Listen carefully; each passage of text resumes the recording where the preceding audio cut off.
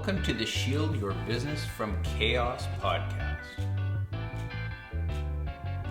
where there's no building, no people, no third-party suppliers, and no systems all combined to create Chaos the Dragon, which is battled by King Phoenix and his shield. And it was kind of neat. This is not specifically business continuity related, but what was neat about it is that so there's this Follow the Sun team, and we were located, across several time zones in the U.S., London, Greece, somebody in South America, I can't remember where, and then in Asia Pac, I think we had two different time zones at least, in the support model, and all of this bureaucracy and process that kind of like created this service model, when it actually came down to the team level and the people working, it was an extraordinarily good working relationship between all people. And I don't think that always happens. But it's interesting to see that, because a lot of times when you wind up with like super bureaucratic, complex layers of management, you wind up with, people making widgets here and people doing their own thing, and nobody talks and nobody really kind of understands the bigger picture. And in this particular case, that's not what happened, but it could have just as easily gone the other way and had people be very siloed, and things like a not hole in the ground disaster could have been handled much differently with people who kind of weren't connected and people not really working together as well as a team. So when you already had people working together very well as a team, any business interruption was going to have less impact because you already had people working as a team through smaller business interruptions. So I think there's that too to consider. Yeah, and I guess the work from home thing, because I've had access and done it for so long or whatever, or work in a non-structured 9-to-5 office, is that it's one of those things that if somebody says that they're working, you expect them to be working. If somebody on like a chat or whatever and stuff like this, if their chat goes to gray, you're like, okay, well, I don't know what's going on in their life. Maybe something catastrophic has happened. I can't expect A, B, or C, or X, Y, or Z. But if their chat bubble says that they're available, you expect on some level that they're available. Yeah. That you can expect a response in, some form of a reasonable time frame or whatever. And it's interesting. We always use it. Well, we've adopted the now with things being a little bit more distributed over the past couple of years, is that from our support SLA is 4 hours for response time. And so it doesn't matter if it's a chat or an email, like internally, we expect a 4-hour response time with our own people. And so it's just it's just building those expectations with everybody. Because so many times you'll see it where, Sally's working at home, Freddie's working at home. Sally sends Freddie an email, and then she'll be sitting there waiting like tap, tap, tap, tap, tap, tap, tap, tap, tap, tap, tap, tap, tap, tap. And you're like, you have no idea what Freddie's doing. Like, he's at home, you're at home. Because you hit send doesn't mean that he's sitting there literally waiting for whatever waiting for it to go bing. Yeah, to respond back. So it's just like, you just have to, send and hope to get it by the end of the day. If you don't, then if there's a time frame on it, yes. But I would be sending Freddie an email at whatever time, 11 o'clock. And if I hadn't heard from him in like half an hour, or whatever, be like, hey, just as an FYI, this has a like super critical, monstrously idiotic deadline of whatever, I need this back by whatever time. Or send it with like high urgency or whatever, like you can set the things on it. Worst case scenario, you call them just to say, hey, like it's that communication piece of it that you have to stop assuming, I guess, when everybody's working from home. Yeah. Do you think, and I know how I would answer this, but do you think that people working from home during the pandemic has created just that by itself in most companies a more resilient culture? I use the word resilient. Forgive me.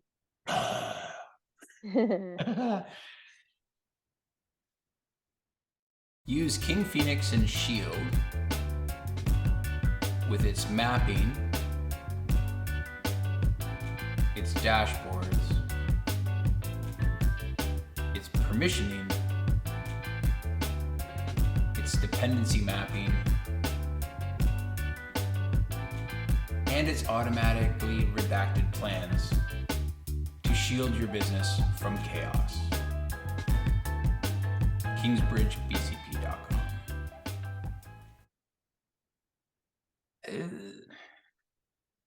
Resilient, I guess how you define resilient, because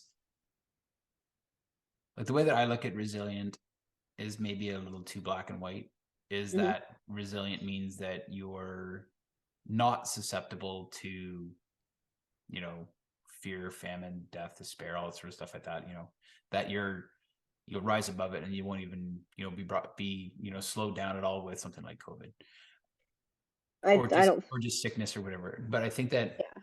that what I would say that the environments are now is that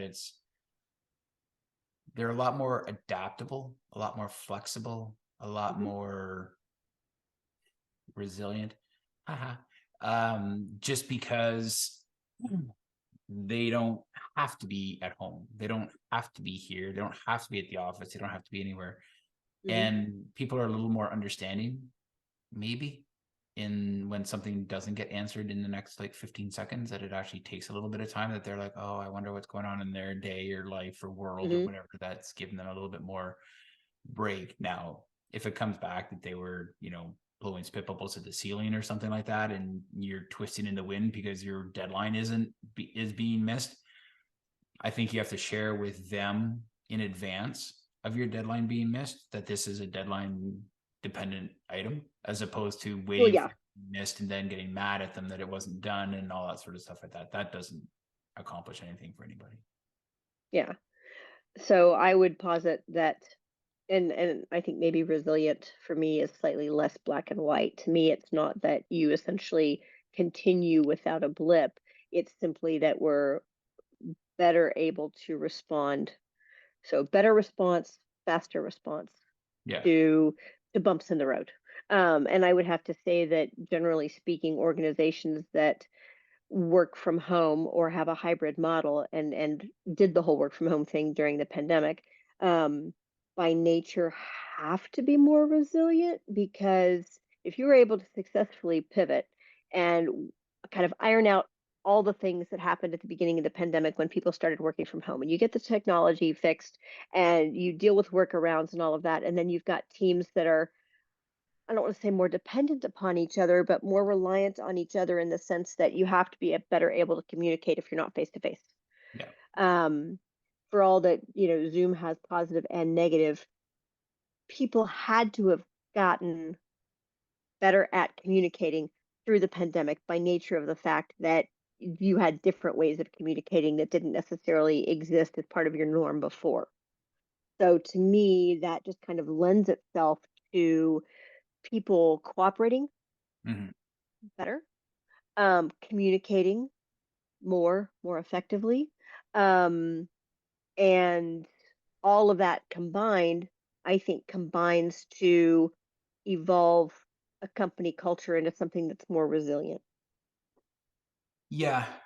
Yeah. Like I you're no would. longer going to go, there's a fire in the building, right? I mean, at this point, after everything that has happened since February of 2020, I would really find it hard to believe that there is a company of any size in the US or Canada or anywhere really in the world, but I'm going to focus just on where we're at, that is going to go, we had a disaster. Now what?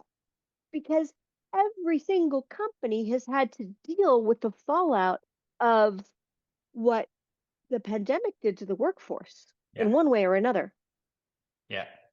And it's interesting, like talking with different groups or whatever, like what was their most important application or server before. And I think that now, depending how they do it, it's either something like an Active Directory, Hmm. if it's cloud based as opposed to on-prem based. but I think that it's in essence people's access to systems, not access to building, not access to anything. It's just, and like you said earlier about like Office 365, is that for things like that, when you migrate more and more and more to the cloud, you can get more and more and more, you become more resilient, flexible, adaptive, whatever, to be able to do things. The part that I've been curious to see is how some of the groups that work at like the big CUs that we work with, or big financial houses, where they spend like all night, pretty much from like end of business, like 5-6 o'clock local time, till like 5-6 o'clock AM the next day, processing like the previous day's transactions and everything. I'm like, how are you going to be doing that? Because your pipe between on-prem servers and cloud servers is going to have to be so massive now that your connectivity has to, like, it can't waver. It has to be 100%. Like there can't be any, oh, it was down for 45 minutes, because that you're just going to not be able to do anything. Yeah. And it'll be, I'm very curious to see how it's going to come around. I'm very interested to see how it's going to happen. So not saying that I got to go, but we've been talking for a long time. Yeah. I think it's great. Cut this this short right about now. So for our listeners who are not familiar, Skip talks about CUs a lot. Those are credit unions. I used acronyms on you. Apologies. And this is Skip, and I'm Roswitha, and hi. Thanks for joining us today. We had fun. I hope you did too. And if you want to hear more about this, possibly join us at the DRJ. We'll have to submit that. I can probably get it submitted early next week. If you're interested in listening, and Roswitha, if you're interested in talking, maybe this is a topic that we have to explore a little bit more. I think so too.